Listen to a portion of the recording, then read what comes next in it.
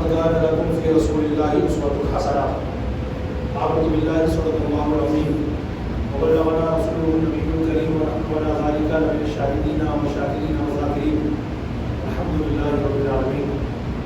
آئیے سب سے پہلے انتہائی عقیدت و محبت کے ساتھ اپنے اور ساری کائنات کی مرکزی عقیدت نبی رحمت شفیع امت قاسم نعمت مالک جنت سرابر جود و سخاوت پیکر عظمت و شرافت محبوب رب العزت مصطفیٰ جان رحمت شمع بزم ہدایت روشن بزم جنت حضور احمد مجتبیٰ حضرت محمد مصطفیٰ صلی اللہ علیہ وسلم کی بارگاہ میں قسمنام اپنی غلامی کا سبب پیش کر لیتے ہیں. بآواز بلند پڑھ لیں الصلاۃ والسلام علیک یا رسول اللہ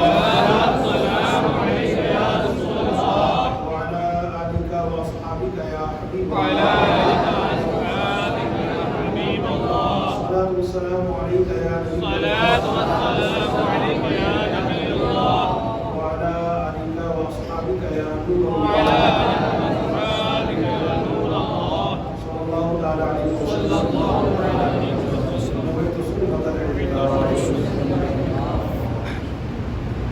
ماہ رمضان کے بعد تشریف لانے والے شوال مکرم کے اس مبارک مہینے میں ہمیں ہمارے کریم آقا رحمت علیہ مصطفیٰ صلی اللہ علیہ وسلم نے اسپیشلی طور پر 6 روزے رکھنے کی ترغیب ارشاد فرمائی ہے جسے ہمارے یہاں شش عید کے روزے کہا جاتا ہے. الحمدللہ مسلمانوں کی بہت بڑی تعداد ہے جو ماہ شوال مکرم میں 6 روزے رکھنے کی پابندی کرتی ہے. تو آج کے بیان میں سب سے پہلے میں آپ حضرات کو شش عید کے روزوں کی فضیلت اور ان روزوں کو رکھنے کا طریقہ عرض کر دیتا ہوں تاکہ ابھی جو دن ہمارے پاس بچے ہیں اس مبارک مہینے کے تو ہم جب اپنی آسانی پائیں تو ان 6 روزوں کو رکھنے کی ضرور سعادت حاصل کریں. ہمارے پیارے نبی حضرت مکی مدنی محمد عربی صلی اللہ علیہ وسلم نے ایک حدیث پاک میں یوں ارشاد فرمایا کہ جس نے ماہ رمضان کے روزے رکھے اور ماہ رمضان کے بعد ماہ شوال میں 6 روزے رکھے تو گویا ایسا ہے جیسے اس نے پوری زندگی کے روزے رکھے. ایک حدیث پاک میں آیا ہے کہ جس نے ماہ رمضان کے روزے رکھے اور ماہ رمضان کے بعد ماہ شوال کے 6 روزے رکھے تو وہ گناہوں سے ایسا پاک و صاف ہو جائے گا جیسے آج ہی ماں کے پیٹ سے پیدا ہوا. الحمدللہ. اب یہ روزے رکھے کیسے جاتے ہیں؟ یاد رکھیے گا عید کے دوسرے دن سے آپ چاہے کنٹینیو کر کے 6 روزے رکھ لیں, الگ الگ کر کے 6 روزے رکھ لیں, یا آخر میں جا کے 6 روزے کنٹینیو رکھ لیں. آپ کو جیسے آسانی ہو ویسے روزہ رکھ لیں, مگر ہمارا دین, ہمارا اسلام, ہماری شریعت ہمیں یہ گائیڈ لائن دیتی ہے کہ بہتر یہ ہے کہ ان روزوں کو متفرق رکھا جائے. متفرق مطلب الگ الگ رکھا جائے, گیپ کر کے رکھا جائے. مثال کے طور پر آپ نے ماہ شوال کے ہر جمعرات اور ہر پیر کا روزہ رکھ لیا, آسانی سے 6 روزے کمپلیٹ ہو جائیں گے. یا آپ چاہیں تو اپنی آسانی کے وجہ میں کوئی بھی 3 دن چوائس جو ہے لے سکتے ہیں. مثال کے طور پر جمعہ کا دن آپ نے لے لیا, پیر کا دن لے لیا, یا مان لیجیے آپ نے سنیچر کا روزہ رکھا, پھر پیر کا رکھ لیا, پھر منگل کا رکھ لیا, پھر جمعرات کا رکھ لیا. اس طریقے سے آپ ایک دن چھوڑ ایک دن رکھ سکتے ہیں. تو سب سے پہلا ہمارے دین اسلام نے قانون بتایا کہ اگر روزہ رکھنے والے کو جس میں آسانی ہو رکھ لے, اور اگر آپ بہتری چاہتے ہیں تو دین اسلام نے بتایا کہ متفرق رکھے جائیں, مطلب گیپ کر کر کے رکھے جائیں. تو میں آپ حضرات کو بھی اور آپ حضرات کے ذریعے بعد میں آنے والوں کو بھی اور ان کے ذریعے جہاں تک میرے سندیش پہنچے, چاہے وہ مرد حضرات ہو یا ہماری خواتین ہو, سب سے میری گزارش ہے کہ اللہ تبارک و تعالیٰ توفیق عطا فرمائے تو ضرور ان 6 روزوں کو انشاءاللہ رکھنے کی ضرور سعادت حاصل کیجیے گا. کیونکہ دیکھیے اس میں ایک بات یہ بھی ہے کہ نبی کریم صلی اللہ علیہ وسلم کی ایسی سنت مبارکہ ہے. یہ امت بہت سارے معاملات میں پیچھے ہوئی ہے, ان میں بہت بڑا ریزن یہ ہے سنت چھوڑنے کی وجہ سے بھی. ہمارے ہاتھوں سے سنتوں کا دامن چھوٹ گیا. آج ہمارا گیٹ اپ دیکھ لیجیے, ہمارا ہولیہ دیکھ لیجیے, ہمارا نیچر دیکھ لیجیے, ہمارا کلچر دیکھ لیجیے, ہمارا اٹھنا بیٹھنا دیکھ لیجیے, ہمارا سونا جاگنا دیکھ لیجیے, ہمارا گفتگو کرنے کا انداز دیکھ لیجیے, ہمارا ملاقات کرنے کا انداز دیکھ لیجیے, ہمارے کھانے پینے کا انداز دیکھ لیجیے, ہمارے کپڑے پہننے کا انداز دیکھ لیجیے, یا ہمارا غسل کرنے کا انداز دیکھ لیجیے. یہ دیگر جتنے بھی معاملات ہیں اے سے لے کر زیڈ تک ہم سب اپنے اوپر بات کر رہے ہیں. قوم مسلم کی میں جنرلی بات کر رہا ہوں, اور اس میں قوم مسلم میں ہر فرد شامل ہے, چاہے وہ حسن رضا ہو یا کوئی بھی بھائی ہو. ہر بندہ اپنے اوپر ذرا غور کرے کہ ہم سنتوں سے کتنے دور ہو گئے. یہ شروع میں جو میں نے آیت مبارک آپ کے سامنے پڑھی نا, وہ اسی نیت کے ساتھ پڑھی ہے, لقد کان لکم فی رسول اللہ اسوۃ حسنہ. ہماری کامیابی کا راز اللہ تعالیٰ نے بتایا. لقد کان لکم فی رسول اللہ اسوۃ حسنہ، اے لوگوں تمہارے لیے رسول کریم صلی اللہ علیہ وسلم کی زندگی میں بہترین نمونہ ہے. یعنی اگر کامیابی چاہتے ہو تو اتباع رسول اپناؤ، کامیابی چاہتے ہو تو نبی کریم صلی اللہ علیہ وسلم کی مبارک سنتوں پر عمل کرنے والے بن جاؤ. تو میں عرض کر رہا تھا یہ امت جب دوسرے معاملات کے اندر فسادات کی شکار ہوئی ہے، سب سے بڑی وجہ یہ سامنے آ رہی ہے کہ ہم سنتوں سے بہت دور چلے گئے. صحابہ کرام علیہ رضوان کو اللہ تعالیٰ نے اتنا بڑا مرتبہ عطا فرمایا، یقیناً وہ صحابی ہے اس وجہ سے عطا فرمایا، مگر اس صحابہ کرام علیہ رضوان کے اندر بھی یہ جو کوالٹی فن آیا ہے، یہ اسٹیٹس ان کا بلند ہوا کس وجہ سے ہوا ہے؟ سنت رسول پر عمل کرنے کی وجہ سے. آقا علیہ السلام نے، بخاری شریف کی حدیث بیان کر رہا ہوں، آقا علیہ السلام نے آج سے تقریباً 1450 سال پہلے ارشاد فرمایا من احب سنتی فقد احبنی ومن احبنی کان معی فی الجنہ. رسول علیہ السلام فرماتے ہیں جس نے میری سنت سے محبت کی، اس نے مجھ سے محبت کی، جس نے مجھ سے محبت کی وہ جنت میں میرے ساتھ رہے گا. تو یہ دعویٰ کرنے والے دعویٰ تو کر رہے ہیں کہ انشاءاللہ جنت میں حضور کے ساتھ رہیں گے، مگر جس چیز کو آقا علیہ السلام نے مین قرار دیا اصل چیز کیا ہے وہ ہم چھوڑے بیٹھتے ہیں، اور وہ سنتوں سے محبت اور سنتوں پر عمل کرنا. امام ذہبی رحمۃ اللہ علیہ لکھتے ہیں کہ علامہ ہبت اللہ طبری رحمۃ اللہ تعالی کا انتقال ہوا تو حضرت علی بن حسین رحمۃ اللہ تعالی نے انہیں خواب میں دیکھ کر پوچھا ما سمعتا اے ما فعل اللہ بک، حضرت کیسے خیریت سے ہیں، اللہ نے آپ کے ساتھ کیا معاملہ فرمایا؟ تو علامہ ہبت اللہ طبری رحمۃ اللہ علیہ فرماتے ہیں اللہ تعالی نے میری مغفرت فرما دی، اللہ نے بغیر حساب کی جنت عطا کر دی. کہ حضرت وجہ کیا بنی، کس وجہ سے اللہ نے آپ کو بخش دیا؟ تو کہنے لگے سنت رسول پر عمل کرنے کی وجہ سے. تو لقد کان لکم فی رسول اللہ اسوۃ حسنہ، یہ آیت مبارکہ جب سے نازل ہوئی تب سے لے کر آج تک پکار کر کے رہی ہے اے مسلمانوں اگر تم کامیابی چاہتے ہو تو رسول پاک صلی اللہ علیہ وسلم کی سنتوں پر عمل کرنے والے بن جاؤ، اور قیامت تک یہ آیت مبارکہ مسلمانوں کو اسی طریقے سے پکارتی رہے گی. ہے کوئی دھیان دینے والا، ہے کوئی لبیک کہنے والا، ہے کوئی عمل کی دعوت قبول کر کے میدان عمل میں آنے والا؟ ہم سب کو سنانا چاہیے. بہت ساری سنتوں سے ہم دور ہو چکے ہیں، بلکہ آپ خود تھوڑے دیر کے لیے غور کریں کہ سر سے لے کر پیر تک ہماری زندگی میں ہم کتنی سنتیں جو عمل میں لا رہے ہیں. حالانکہ بہت ساری سنتیں ایسی ہیں ہم چاہیں تو عمل کر سکتے ہیں لیکن نہیں کرتے. بہت ساری سنتوں پر ہمارا عمل اس وجہ سے نہیں ہو پا رہا کہ ہمیں پتہ ہی نہیں ہے کہ سنت بھی ہے کیا.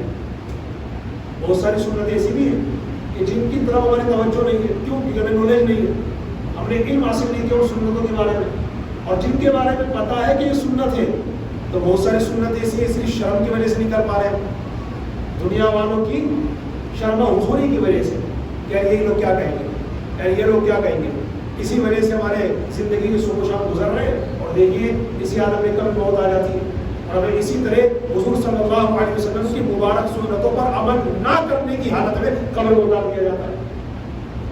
لوگوں کی بڑی چاہت ہوتی ہے کہ جب میں مر جاؤں نا تو میرے سر پہ امامہ باندھ دینا.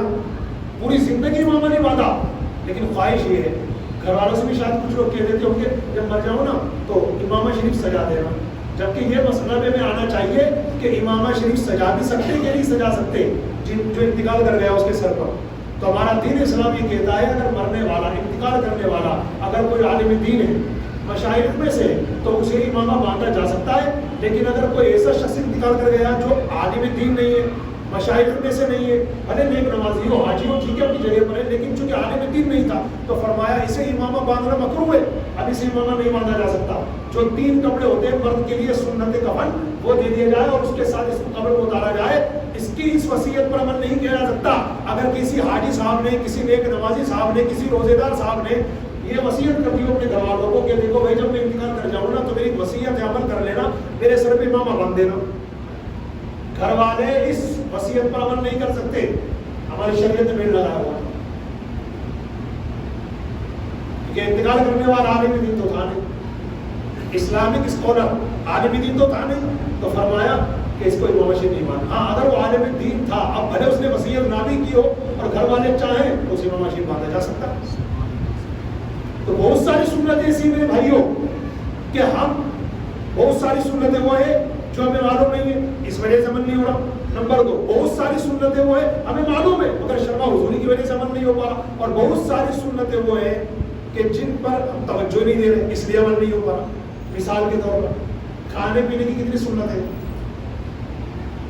کھانے کھانے پینے کی کتنی سنتیں، ایک دم آسان، بسم اللہ پڑھ کے کھانا چاہیے، پینا چاہیے، 3 سانس میں پینا چاہیے، بہت گرم کھانا نہیں کھانا چاہیے، کھانا کھاتے ہوئے ہر لقمے پر بسم اللہ پڑھ لی جائے۔ حدیث پاک میں آتا ہے کہ جس لقمے پر بسم اللہ پڑھی گئی قیامت میں اس لقمے کا حساب نہیں ہوگا۔ ہر لقمے پر صرف بسم اللہ پڑھنے سے کام چل جائے گا۔ آپ بسم اللہ الرحمن الرحیم پڑھنا چاہیں وہ بھی اچھی بات ہے، لیکن صرف بسم اللہ پڑھنے کے تو بھی اس حدیث پر عمل ہو جائے گا۔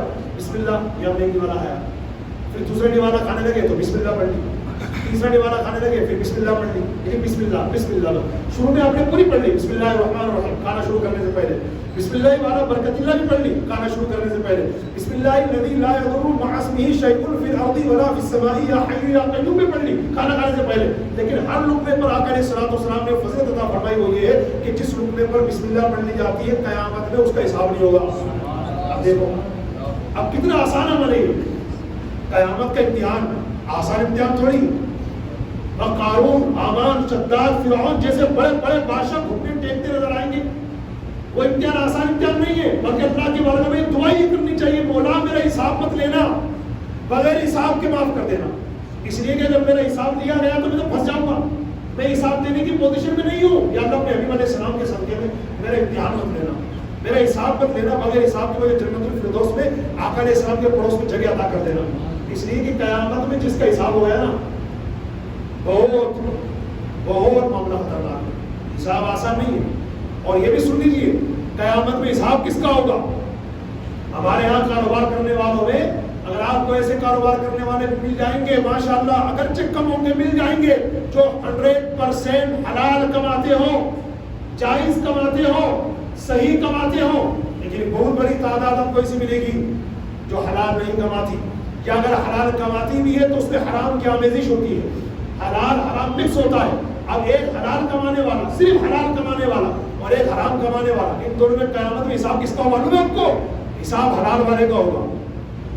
جی ہاں، احادیث طیبہ اور روایتوں کا مطالعہ کرنے کے بعد یہ بات ہمارے سامنے بزرگان دین نے بیان فرمائی، ایک صرف حلال کمانے والا ہے، 100% حلال جائز کاروبار کرنے والا، اور ایک ہے جو حرام کا کاروبار کرتا ہے، یا حلال حرام دونوں کی مکسنگ ہے۔ تو فرمایا حساب جو ہوگا نا وہ حلال والے سے ہوگا، تو حساب دے۔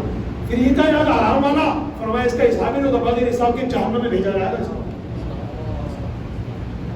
یہ ہے حلال والا، اس سے پوچھے گا کہ آپ تو بتا تو نے کیسا کمایا، کیا کمایا، دیکھ رہے ہیں؟ تو اللہ تعالیٰ سے ڈرنا چاہیے، کوشش کرنی چاہیے کہ ہماری زندگی میں سنتیں بہت زیادہ آ جائیں، یہ سنتیں ہی ہیں جو ہمیں اللہ کے عذاب سے بچائیں گے انشاءاللہ۔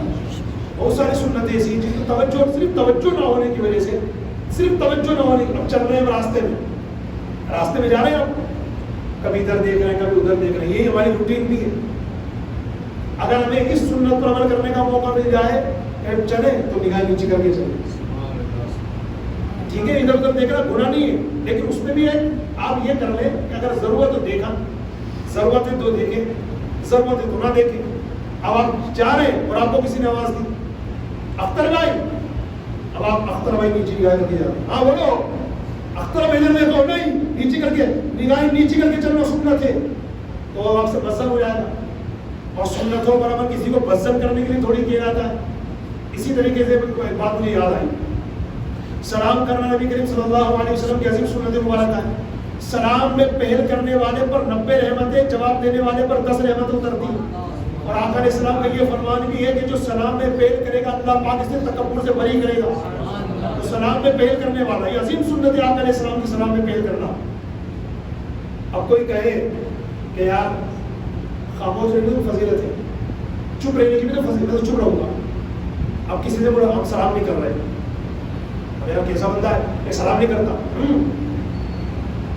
مطلب خاموشی بھی تو بہت بڑی عبادت ہے بھائی جان، خاموشی بہت بڑی عبادت ہے، یقیناً عبادت ہے، مگر سلام اس سے بڑی عبادت ہے، یہ دھیان رکھنا۔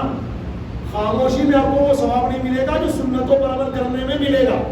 اچھا ایک بات اور مجھے یاد آئی، دیکھو باتیں تو بہت ساری ہے، سنتوں کی بات چھڑی ہے نا، کیونکہ آیت کریمہ کا میرا ٹاپک لقد کان لکم فی رسول اللہ اسوۃ حسنہ، اس کو ذہن میں رکھیے گا۔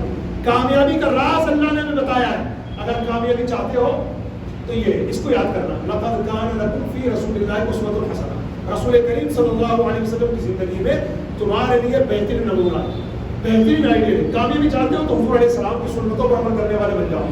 بھائیو ہمیں یہ بھی آنا چاہیے کہ سلام کہاں کرنا چاہیے، کہاں نہیں کرنا چاہیے، یہ بھی دھیان رکھنا چاہیے، اور کب سلام کا جواب دینا واجب ہوتا ہے، کب نہیں ہوتا، ہمیں یہ مسئلے پتہ نہیں ہوتے۔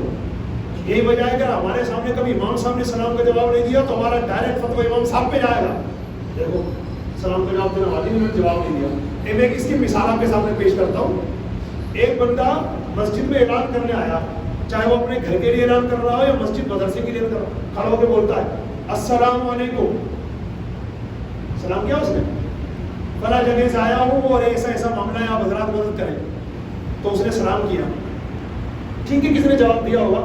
امام صاحب نے نہیں دیا، امام صاحب بھی جانتے نہیں دیا، اور پبلک بھی جان رہی کہ نہیں دیا، اگر دیتے تو آواز تو آتی نا، نہیں دیا، تو کیا فتویٰ لگاؤ گے؟ فتویٰ لگاؤ گے؟ اور امام صاحب کو تو ایک طرف چھوڑو، آپ کے پاس جو بھائی بیٹھے ہوئے انہوں نے تو جواب نہیں دیا، تو آپ ان کو کیوں نہیں دیکھ رہے پہلے کہ انہوں نے جواب نہیں دیا، امام صاحب کو کیوں پکڑا دیا؟ سب سے پہلی بات سنیے گا، جب مجمع عام کو سلام کیے جائے، سب سے پہلا مسئلہ، پھر اس کا بنیادی مسئلہ بعد میں بتاؤں گا، سب سے پہلا مسئلہ، آپ کہیں بھی بیٹھے ہو، گھر پہ بیٹھے ہو، آفس میں بیٹھے ہو، دکان میں بیٹھے ہو، مکان بیٹھے ہو، السلام علیکم، آپ 4-5 بندے تھے، اس نے آگے سلام کیا السلام علیکم، کسی ایک نے جواب دے دیا تو سب کی طرف سے واجب ادا ہو گیا، ایک بات کا دھیان رکھنا، 5 بندے بیٹھے تھے، آنے والے نے السلام علیکم کہا، 5 میں سے ایک نے جواب دے دیا تو ایک کی وجہ سے 4 کا بھی واجب ادا ہو گیا، اور 5 نے جواب دیا، سبحان اللہ۔ یاد رکھنا سوال کرنے والے کا مسئلہ لگے، وہ آپ کے پاس ملاقات کے لیے آیا تھا، اس لیے اس کا جواب دینا واجب تھا، ایک نے دے دیا، سب کی طرف سے واجب ادا ہو گیا۔ اب یاد رکھنا اگر کوئی آپ کے پاس بھیک مانگنے آیا یا کوئی سوال کرنے آیا اور اس نے آپ سے کہا السلام علیکم، تو اس کے سلام کا جواب دینا واجب نہیں ہے، یاد کر دیجیے مسئلہ، علم دین سے بہت دور ہے نا، تو اس وجہ سے کبھی کبھی یہ باتیں نہیں لگتی ہے، اور نہیں لگنے کی وجہ سے کچھ لوگوں کو خراب بھی لگ جاتی ہوں گی، یار ایسا تو کبھی سنا نہیں، ایسا تو کبھی کسی نے بتایا نہیں، یہ ہمارے یہاں بہت رائٹ جملہ کہ جب کوئی مسئلہ ہم ایسا سن لیتے ہیں جو ہماری طبیعت کو نیا لگتا ہے، حالانکہ وہ 1400 سال پرانا ہے، لیکن کبھی ایسا لگتا ہے نا، ارے نئی نئی باتیں کہاں سے آ رہی ہیں یار، کبھی تو کسی نے نہیں بتائی۔ تو بھائی جان اگر آپ ریفرنس دیکھنا چاہیں تو کتابیں کھولیں، ہم آپ کو کتابوں کے نام بتاتے ہیں، بہار شریعت میں سلام کا بیان پورا پڑا ہوا ہے، آپ کھولیں اسے، پڑھنا شروع کریں، کتنے پڑھتے ہیں آپ، پوری باتیں آپ کو معلوم چلیں گی، پوری باتیں۔ ایک سلام تحیت ہوتا ہے، سلام تعظیم، اور یہ وہی ہوتا ہے جو آنے والا آیا اس نے السلام علیکم ملاقات کے لیے آیا، کوئی سلام کیا تو اس کا سلام کا جواب دینا واجب ہوتا ہے۔ کئی سلام ایسے ہوتے ہیں کوئی کر لے جواب دینا واجب نہیں، مثال کے طور پر آپ کھانا کھا رہے ہیں، کوئی آیا السلام علیکم جواب دینا واجب نہیں ہے، آپ وضو کر رہے ہیں، کوئی آیا السلام علیکم جواب دینا واجب نہیں ہے، یا دیکھو ابھی دیکھ لو علم کی باتیں چل رہی ہیں، میں بیان کر رہا ہوں علم دین کی باتیں، اور آپ سن رہے ہیں، کوئی آیا السلام علیکم، اس کا جواب دینا نہ تو مجھ پہ واجب ہے نہ آپ پہ واجب ہے، مگر ہمارا دین ہمارا اسلام اس کو روکتا ہے۔ ہلو پلیز سائلنٹ، یہ کوئی سلام کرنے کا موقع نہیں ہے، کیونکہ ہو سکتا ہے یہاں پر جائز اور ناجائز کی، حلال حرام کی، صحیح غلط کی باتیں چل رہی ہوں، لوگ غور سے سن رہے ہو، اور آپ کے سلام کرنے کی وجہ سے کوئی ڈسٹرب ہو جائے اور وہ حلال کو حرام سمجھ بیٹھے، حرام کو حلال سمجھ بیٹھے، صحیح کو غلط سمجھ لے، غلط کو صحیح سمجھ لے، تو بوال کس پہ آئے گا؟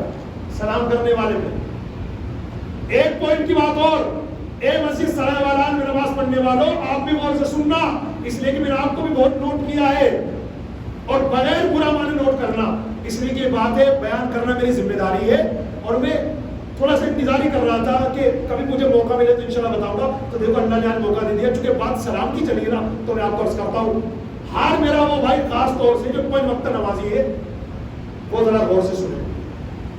ہم کبھی کبھی ایسا سمجھتے ہیں کہ جب 5 وقت کی نماز کے لیے مسجد جاؤں تو لوگوں کو پتا چلے کہ ہم یہاں گیا ہے، تو زور سے ہم سلام کبھی کبھی کرتے ہیں السلام علیکم، جس سے سب کو پتا جاتا ہے اچھا بھائی آ گئے کیا ہے۔ یاد رکھنا پیارے بھائیوں، ایک نماز میں کوئی ہو اور ایک انتظار نماز میں کوئی ہو، دونوں کا مسئلہ ہے کہ سلام کرنے کے حوالے سے آپ غور کیجئے، میں نماز پڑھ رہا ہوں، اب آپ کیا مجھے آ کے سلام کر سکتے ہیں؟ بولیے ہاں یا نہ؟ نہیں کر سکتے نا، کیونکہ آپ کو پتہ نماز پڑھ رہے ہو، تو جو بندہ نماز میں ہو اسے سلام نہیں کر سکتے. ہمارا دین یہ کہتا ہے کہ جس طریقے سے کوئی نماز میں ہو اسے سلام نہیں کر سکتے، جو نماز کے انتظار میں ہو اس کو بھی سلام نہیں کر سکتے، کیونکہ جو نماز کے انتظار میں ہے وہ ایسا ہے گویا نماز میں ہے. تو جو نماز میں یہ مسجد لوگ بیٹھے ہوئے ہیں، کیوں بیٹھے؟ ٹائم ہوگا نہیں جماعت کا، نماز کے انتظار میں ہے، ویٹ کر رہے ہیں کہ کب جماعت ہو تو کھڑے ہو. ایسا ہی نا بھائی، اور تو کوئی مقصد نہیں ہے آپ کا، نماز کے انتظار میں بیٹھے ہوئے. تو فرمایا کہ جو نماز کے انتظار میں ہے وہ ایسا ہے گویا نماز میں ہے، اسے سلام کرنا منع ہے. اب کوئی آرام مسجد السلام علیکم، نہیں بھیا نہیں. اور اس نمازی پر بھی واجب نہیں ہے کہ آپ کا سلام کا جواب دے، وعلیکم السلام کہے، کبھی نہ دے تو برا مت مانیے. ہاں برا مت مانیے، کیونکہ اس پہ سلام کا جواب دینا واجب ہی نہیں، کمپلسری نہیں ہے. دے دیا جواب وہ الگ بات ہے لیکن واجب نہیں ہے. تو اس لیے میں ہر نمازی سے اور بلکہ سبھی سے کہوں گا، کیونکہ یہ آپ دیکھتے ہوں گے اپنی مسجدوں ہو سکتا کم ہو، کہ کئی مسجدوں میں آپ جاتے ہوں گے تو ہو سکتا وہاں زیادہ آوازیں آتی ہوں، لوگ چپلیں اتار رہے ہوتے ہیں اور زور سے سلام کر رہے ہوتے ہیں تاکہ نمازیوں کو پتہ چل جائے کہ بھائی جان آ گئے. تو ایسا نہیں ہونا چاہیے. سلام کرنا کہاں پر الاؤ ہے اور کہاں پر الاؤ نہیں ہے اس کا بھی علم کو آنا چاہیے. تو دیکھو کتنی باریک باتیں ہیں نا، اس پر ہماری توجہ ضروری ہے. توجہ نہ ہونے کی وجہ سے کئی بار ثواب سے ہم سوچتے ہیں ثواب کا کام ہے جبکہ ثواب کا کام نہیں ہوتا. اچھا ذرا میں وضو کرنے والوں سے کچھ بات کر لوں جن میں آپ بھی شامل ہے. سبھی وضو کرتے ہیں نا بھائی؟ آپ سے بات کرنا چاہوں گا. بہت غصہ کرتے ہو آپ، وضو کر رہے ہیں، اب کوئی یہاں آ کے سلام کر لیا السلام علیکم، وہیں چھوڑ دیتے پانی دیتا ہے یار. او بھائی، ارے بھائی سلام کرنے کا موقع نہیں ہے. دیکھو پانی جا رہا ہے بے تحاشا، اس کی طرف توجہ نہیں ہے، پانی بہ رہا ہے، اپنے باپ کا تھوڑی بہنے تو مسجد کا ہے. او بھائی سلام نہیں کرنا چاہیے بھائی، ابھی یہ لوگ وضو کر رہے ہیں، یہ سلام کرنے کا ٹائم تھوڑی. اچھا، اور ابھی تھوڑی دیر پہلے آپ وضو کر رہے تھے، وضو کرنے کے دوران آپ کی کال آئی تھی، کیا اس میں آپ لگ رہے تھے؟ ہاں میں بھی نماز پڑھ کے آتا ہوں، ہاں چل رہا ہے اپنے کو، ہاں کل دیکھ لیں گے. اچھا نوٹ ہے نا، ہاں میں صبح نہیں گیا، جا پایا تھا، ہاں بھی چلتے ہیں، ہاں بھی چلتے ہیں. یہ کیا بات کر رہے تھے آپ؟ اس وقت آپ کو یاد نہیں ہے کہ میں وضو کی کنڈیشن میں ہوں، وضو کرتے ہوئے سلام کے جواب دینے میں تو موت آ رہی ہے، اور یہ فضول باتیں آپ کی چل رہی تھی. آپ یہ بھی تو کہہ سکتے تھے نا کہ میں نماز سے فارغ ہو کے کال کرتا ہوں، بات ختم ہو جاتی. مگر آپ وہاں 2-2.5 منٹ لگے رہے جبکہ وضو کی سیٹ پر آپ بیٹھے ہوئے تھے. ان باتوں کی طرف توجہ ہونی چاہیے. جس نے سلام کر دیا کر دیا، اگر آپ کو جواب دینا تو دے دیجیے، بھلے واجب نہیں ہے، جواب دے دیجیے. دینا چاہے تو، نہیں دینا چاہے تو اس کو سمجھائیے بعد میں، مگر یا 4 آدمی کے بیچ میں نہیں، اور اپنا وضو روک کر نہیں، اپنا وضو کنٹینیو کیجیے. آپ اسے بعد میں اکیلے میں آ کے پیار محبت سے سمجھائیے. اور یہ سمجھا بھی کون سکتا ہے؟ یہ وہی سمجھا سکتا ہے جس کو کوئی مسئلے آتے ہو. تو میں بات یہاں سے لے کر چلا تھا میرے بھائیوں، یہ امت جن بہت سارے معاملات میں ٹکریں کھا رہی ہے، ایک وجہ سامنے نکل کر کے آئی سنتوں سے دوری کی وجہ سے. ہم سنتوں سے بہت دور نکل گئے. اب ایک سنت میں آپ کو بتاتا ہوں، ایک چھینک آتی، چھینک آتی ہے، آقا علیہ السلام فرماتی ہے چھینک اللہ کی طرف سے ہے. جواہی جو آتی ہے، جواہی اواسی جس کو ہم کہتے ہیں، وہ شیطان کی طرف سے بتائی گئی. اب چھینک کے آداب بھی کتابوں میں لکھے ہوئے. آقا کریم نبی کریم صلی اللہ علیہ وسلم نے چھینک کے بارے میں کیا رولز اینڈ ریگولیشن ارشاد فرمائے. چھینک آئے تو کیا کرنا چاہیے؟ ہے نا، ماشاءاللہ کہنا چاہیے، وہ معلوم ہے. لیکن چھینک آئے تو کنٹرول بھی تو کرنا چاہیے. کنٹرول کرنے کا مطلب یہ نہیں کہ اس کو روکنے کی اجازت نہیں ہے. جی ہاں، یہ اس کے جو طبی اور سائنسی فوائد ہیں چھینک آنے کے، جب آپ پڑھیں گے تو آپ کی روح اور تازہ ہو جائے گی کہ اللہ تعالیٰ نے چھینک کے اندر کتنی حکمتیں پوشیدہ کر رکھی ہے اور اس کے اندر انسان کے کتنے فائدے موجود ہیں. اس لیے اس کو روکا نہیں جا سکتا. چھینک آ رہی ہے تو کوئی مولانا صاحب کو نہیں بولیں گے، کوئی عالم دین آپ کو نہیں بولیں گے اس کو روکو. ہمارا دین بھی نہیں کہتا روکو، آ رہی ہے تو آنے دو، مگر کنٹرول اس طرح سے کرو کہ آپ کی آواز زیادہ نہ نکلے. کیونکہ جب چھینک میں کوئی آواز بلند کر کے چھینکتا ہے تو شیطان کو ہنسی آتی ہے. یہ حال اواسی اور جمائی کا بھی ہے. ہمارے یہاں کسی کو جمائی آتی ہے اس طرح کی آواز آتی ہے کہ نہیں آتی ہے؟ ناپسندیدہ آوازی. ہمارے دین نے اس پہ بین لگایا ہوا ہے لیکن ہمارے لوگ بولتے نہیں بول رہے. جمائی اور اواسی آنے لگے، سب سے پہلے اسے روکو. چھینک بھلے نہ، اس کو روکنے کی وہ نہیں ہے ضرورت. چھینک آ رہی ہے تو آنے دو، مگر اس کے کچھ آداب ہیں جو میں انشاءاللہ کروں گا. جمائی آ رہی ہے نا، اس کو روکو. ہمارے آقا نے علیہ السلام نے اس پر فرمایا کہ اس کو روکو، کوشش کرو رک جائے. اگر نہ رکے تو یا رسول اللہ، تو فرمایا اوپر کے ہونٹ سے نیچے کا ہونٹ دبا لو. اس سے بھی نہ رکے تو یا رسول اللہ، تو فرمایا کہ اپنا جو لیفٹ ہینڈ ہے الٹا ہاتھ الٹا کر کے اپنے منہ پر رکھ لو. یہ کیوں بتایا؟ فرمایا اس لیے کہ جب کسی کو جمائی واسی آئے اور وہ ہاتھ نہ رکھے منہ کھول لے تو شیطان اس کے منہ میں تھوک دیتا ہے. اس سے بچنے کے لیے فرمایا کہ ہاتھ رکھ لو. اور ہمارے علماء نے اس حدیث کی شرح میں بڑی پیاری بات فرمائی. ارشاد فرماتے ہیں کہ جب کسی کو جمائی اباسی آنے لگے تو وہ یہ تصور کر لے کہ اللہ کے نبیوں کو کبھی بھی جمائی اباسی نہیں آئی، انشاءاللہ یہ تصور کرتے ہی جمائی رک جائے گی. یہ سوچتے ہی انشاءاللہ جمائی خود بخود رک جائے گی. آپ بھی کبھی چیک کیجیے گا، کبھی سستی ہونا اور کبھی جمائی آنے لگے تو جمائی آئے تو جلدی سے سوچیے کہ الحمدللہ کبھی کسی نبی کو جمائی نہیں آئی، اللہ کے نبیوں کو جمائی نہیں ہے، انشاءاللہ یہ تصور کرتے ہی جمائی رک جائے گی. اور مان لیجیے اگر کسی کی نہ رکے تو پھر اس کا طریقہ میں نے بتا دیا، اوپر کے دانتوں سے نیچے کا ہونٹ دبا لے، یا اس سے بھی نہ رکے تو پھر لاسٹ آپشن یہ ہے کہ اپنا الٹا ہاتھ الٹا کر کے اوپر رکھ لے. آواز بالکل نہ نکالے، اس لیے کہ جو آواز آپ کی وہاں سے بھی نکلتی ہے اس سے شیطان ہنستا ہے. چھینک کے آداب بھی ملاحظہ فرما لے، چھینک آ جائے ہاتھ لگا لے، کپڑا منہ پر رکھ لے، ایسے نہ نکالے. اس کے کیا نقصانات ہیں وہ لاک ڈاؤن میں بتا دیے 3 سال پہلے. ہر ڈاکٹر کی رپورٹ میں اور ہر جگہ جو رولز اینڈ ریگولیشن جاری ہو رہے تھے، جو گائیڈ لائنز جاری ہو رہی تھی، اس میں چھینک کے حوالے سے جو نقصانات ہیں، چھینک کے اندر اگر بندہ ہاتھ نہ رکھے منہ پر، کپڑا نہ رکھے اور بے تحاشا چھینک دے تو اس سے کیسے نقصانات آتے ہیں اور کس طریقے سے اس سے بیماری جنم لیتی ہے وہ آپ نے دیکھا ہوگا. تو یہ اب جو چھینک آئی اس کے لیے سنت ہے الحمدللہ کہے.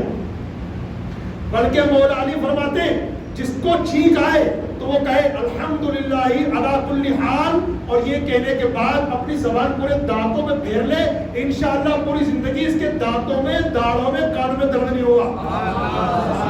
یہ مولا علی کا فرمان ہے. اور میں مولا علی کے بارے میں یہ بات ضرور کرتا ہوں کہ جہاں دنیا کی ساری دوائیاں دم توڑتی ہے مولا علی کا نسخہ کام آتا ہے. تو فرمایا ایک بار سن لیجیے واپس، مولا علی فرماتے ہیں جب کسی کو چھینک آئے تو وہ یہ کہے الحمدللہ علی کل حال، مطلب ہر حال میں اللہ کا شکر ہے، الحمدللہ علی کل حال. اور یہ کہنے کے بعد اپنی زبان پورے دانتوں میں پھیر لے کہ انشاءاللہ پوری زندگی دانتوں میں، داڑھوں میں اور کانوں میں جس کے درد نہیں ہوگا. یہ اس کے لیے سنت موقعہ تھا کیا؟ الحمدللہ کہنا. جو ہمارے بھائی الحمدللہ نہیں کہتے نا، چھینک آنے پر بس سن لے گنہگار ہو رہے ہیں آپ. سنت غیر موقعہ جھوٹ چھوڑ رہے ہو تو گناہ نہیں ہے، حالانکہ اس پر بھی عمل ہونا چاہیے، لیکن سنت موقعہ چھوڑو گے، ایک بار چھوڑی تو اللہ کی بار میں قیامت میں پوچھتاچھ ہوگی. عذاب نہیں ہوگا لیکن پوچھتاچھ ہوگی. لیکن اگر ایک سے زیادہ بار سنت موقعہ چھوڑتے ہو گنہگار ہو رہے ہیں، اب عذاب نار کے حقدار ہیں. اب دیکھیں آپ کتنی باری سنت موقعہ چھوڑتے ہیں. چھینک آ رہی ہے تو چھینک آنے کے بعد الحمدللہ پڑھنا سنت موقعہ ہے، مطلب پڑھنا ہی ہے. کتنے مسلمان پڑھتے ہیں ماشاءاللہ، مگر جو نہیں پڑھتے ان کی تعداد بھی تو کم نہیں ہے. کیوں نہیں پڑھتے؟ معلومات کی کمی، یا کچھ لوگ اس لیے اس پر جو ہے ایکشن نہیں لیتے. یہ سنت ہی تو ہے، سنت یہی ہماری زندگی تباہ کر رہی ہے. یہ سنت ہی تو ہے، سنت ہی تو ہے، کیا سنت ہی تو ہے. یہ سنت جنت پہنچائی، جس سنت کو ہلکا جان رہے ہو یہ سنت ہی تو جنت پہنچائے گی. آقا علیہ السلام فرماتے ایک حدیث پاک سنی، فرمایا جس نے میری سنت سے منہ پھیرا اس کے لیے میری شفاعت حرام ہے. لو اب بتا دو کون سا راستہ جنت میں جانے کا بچا؟ جس نے میری سنت کو چھوڑا اس کے لیے میری شفاعت حرام. اب مجھے بتاؤ حضور شفاعت ہی نہیں فرمائیں گے، اب جنت میں جانے کا راستہ بچا کون سا؟ ہلکے میں مت لیجیے باتوں کو کہ ارے سنت ہی تو ہے، ارے سنت ہی تو ہے. آپ کی ساری کامیابیاں سنت پر عمل کرنے میں پوشیدہ ہیں، لیکن آپ اور ہم اور آپ توجہ نہیں دے رہے اس کے اوپر. تو سنت موقع ہے چھینک آنے پر الحمدللہ کہنا. جس نے میری الحمدللہ کا سنا، الحمدللہ کی آواز، اس پر اب واجب ہو گیا کہ وہ یرحمک اللہ کہے. اب اس پر واجب ہو گیا. اب سنت سے پڑھ کے درجہ کس کا ہے؟ واجب کا. ابھی سامنے والے مسلمان پر واجب ہو گیا کہ یرحمک اللہ کہے، اور خالی دھیرے سے نہ بولے، اتنی آواز سے کہے کہ جس نے الحمدللہ کہی وہ سن لے، تب آپ کو واجب ادا ہوگا. اگر کوئی مجبوری ہو الگ بات ہے، جیسے جو چھینک آئی اس نے الحمدللہ کہا اور فوراً وہ نکل گیا، گاڑی پہ گئے جیسے بھی تو نکل گیا. اب آپ الحمدللہ کہنا چاہے تو اس کے کان میں آواز نہیں آئے گی، کوئی بات نہیں، آپ اپنے کان کو سنا دیں الحمدللہ کی آواز، واجب ادا ہو جائے گا آپ کا. تو آپ دیکھیے ایسی کتنی سنتیں موقع ہم چھوڑ رہے ہیں. یہ وضو کرنے سے پہلے بسم اللہ جو پڑھتے ہیں نا، یہ بھی سنتیں موقع. سن لو بھائی، وضو کرنے سے پہلے جو بسم اللہ پڑھتے ہیں نا، یہ بھی سنتیں موقع ہے. کتنے لوگ پڑھتے ہیں ماشاءاللہ، مگر جتنے نہیں پڑھتے ان کی بھی تعداد تو کم نہیں ہوگی، یاد ہی نہیں رہتا.